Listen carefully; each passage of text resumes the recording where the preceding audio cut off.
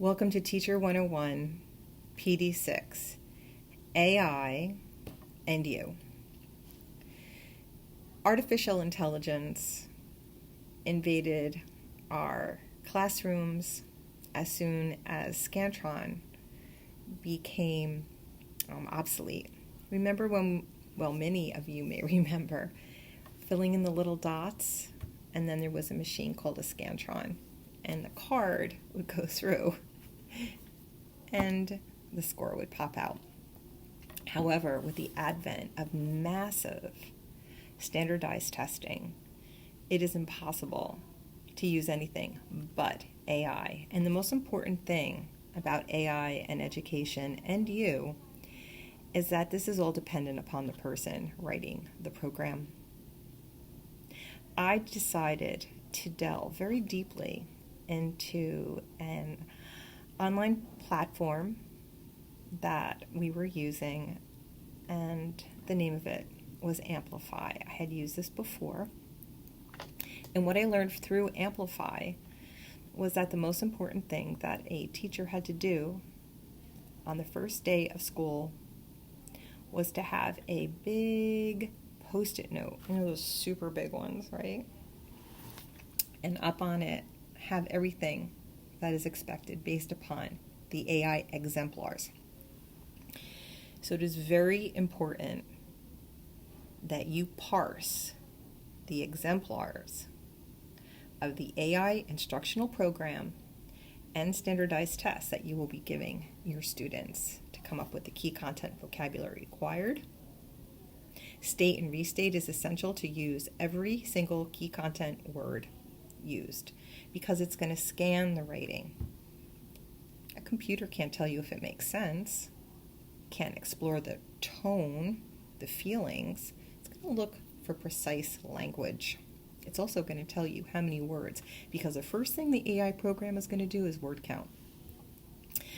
I strongly suggest that if you have middle school students, you tell them that they need to type a minimum of 185 words to start for the answers to the prompts.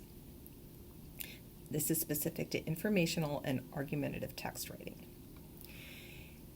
I base this upon the success of students that I had, how they appreciated what I told them, and I want to share something that I discussed previously in the resources section of my binders, my instructional resources binder, right here, which was a PD.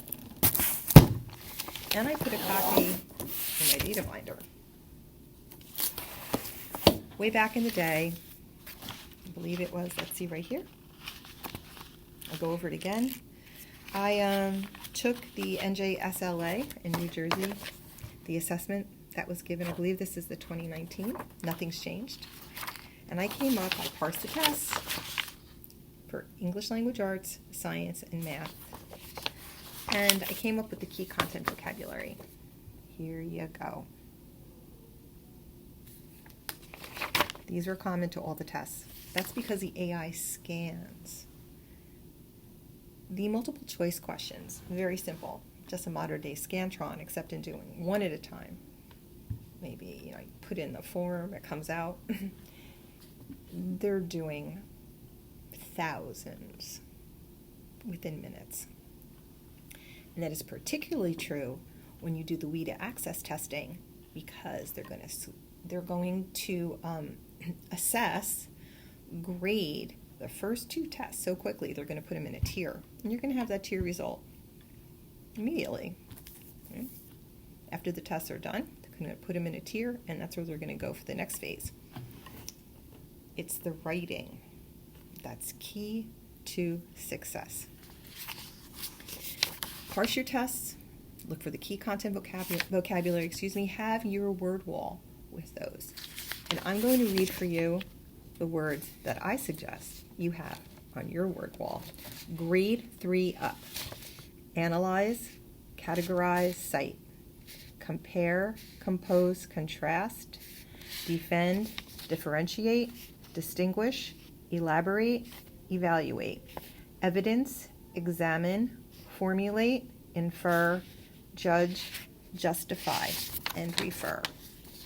Have your students define those words, come up with synonyms, come up with antonyms, not to mention parts of speech, compose full sentences for each word, and then come up with a test question.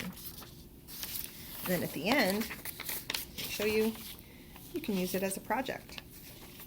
You can have your test vocabulary, academic vocabulary project. I suggest that would be great for marking period 2. Got to get this done a month before testing. AI's been here. It's nothing new. It's just that people are starting to talk about it because it's seeping into everything in the classroom.